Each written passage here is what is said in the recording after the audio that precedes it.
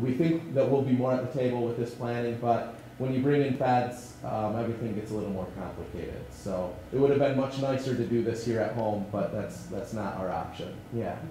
Well, I'm a retired, I'm a survivor of a retired federal vet, and so my insurance comes through the federal government. I have Medicare, and then I have Blue Cross Blue Shield Blue. Since I've been in Michigan, and the federal government has like watchdogs at every state to protect us. And since I've been in Michigan, 3 times the feds had to step in because the supplemental insurance plans in Michigan were not in our best interest. And so it's only been in the past 3 years that Blue Cross, they switched us over. Well, they give you enough information so you can make your own decision, but knowing that when you get in a plan that isn't what you thought it was, you can't just get out of it until open season. So 3 times I've had to change. Now I'm in Blue Cross Blue Shield Fed Blue, which is much better than the Blue Cross Blue Shield Network and some of the others. But it's disturbing to me because I try to keep up with things, and I trust OPM, Office of Personnel Management, to keep up with things. But what about people that can't keep up? What about people that don't know? Right.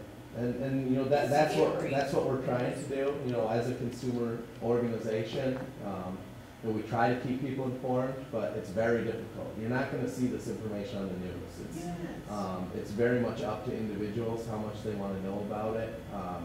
When this law was passed, our country was facing a pretty big meltdown in the economy, and it didn't leave the president much time to go around touting this great big success. When they passed Medicare and Medicaid, there was a countrywide, you know, celebration. We toured around talking about these new programs and how great they were and explaining to people what they were. When we passed this, we had to stop because we were about to head into a depression. And so there was no, you know, yay, we passed this, now understand what it is. We had to move on. And that opened up a lot for the people against this, to make up a lot of different claims about it. So people are so confused about this law right now. That's been law for 2.5 years. And so we're doing a lot of makeup now, trying to get people informed, because we're fighting nonstop news coverage that isn't normally accurate.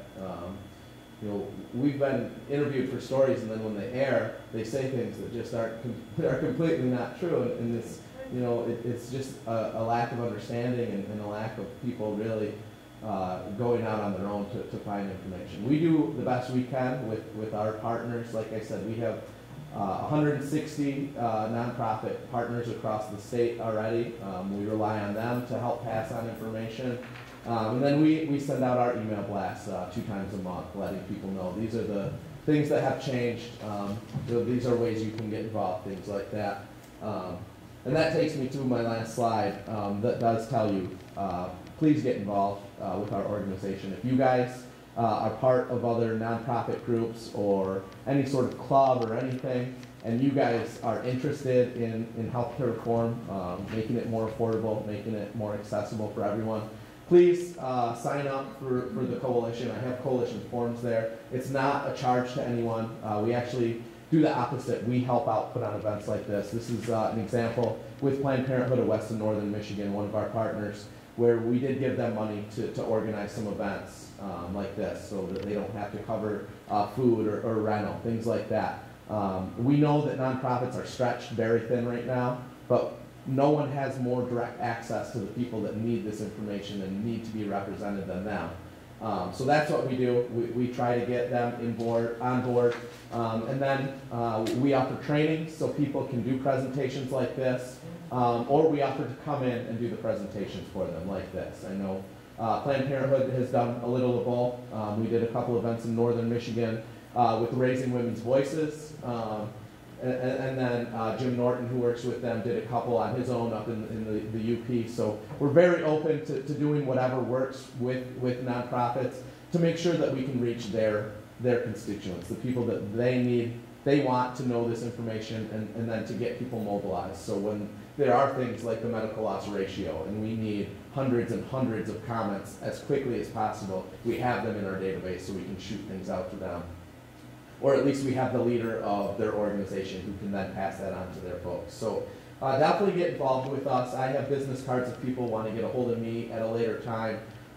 We have the coalition forms. We take individuals, we take organizations, whatever you need. Our website, consumersforhealthcare.org, has a lot more information about the coalition, all of our press releases, our news clips, things like that. And if people just want information about the law, healthreformtruth.org is our other website. So thank you guys a lot for coming out. I'll be around here to talk to anyone afterwards. So thank you. Yeah. Going back to Gloria's comment and question, it sounded like you, as an educated consumer, have trouble finding the right plan. So what I heard is, how can you expect people who have low literacy rate, low education rates, to be able to choose a plan that best fits their needs on these healthcare exchanges, Right. and then to be able to like navigate them to actually find the best care? Yeah, and that's something I wish we were working on for the last year, but we aren't, because we haven't been able to do anything with these healthcare exchanges. And until there's some sort of legislation or some sort of executive order, it's not going to be worked out. And that's why it's so necessary.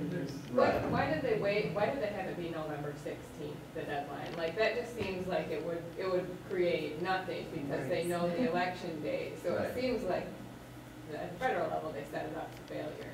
Does that sound right to you, or no? Yeah, well, there have been deadlines that have been pushed and changed. They've tried to make it as flexible for states to be involved, because there were so many that weren't going to be involved no matter what, and then there were a lot in the middle where maybe if we give them more flexibility, they'll work with us, and that's been the big goal.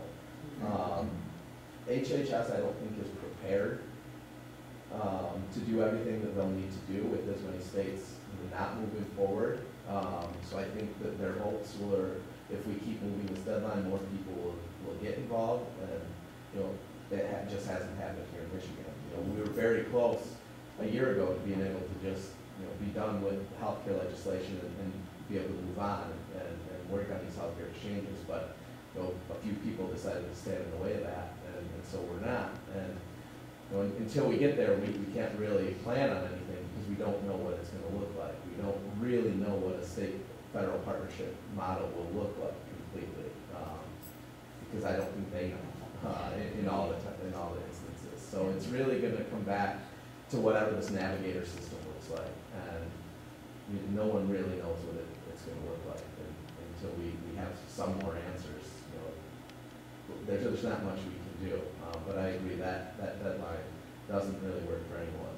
There was an original deadline that was the end of June, but then that's when the Supreme Court ruling was coming out, so then they pushed it back, and so deadlines aren't very important anymore to this. They put numbers to something, but like I said, we're already 13 months away from when we need to start enrolling people in the exchange. If we wanted to do something here in Michigan, we wouldn't have time.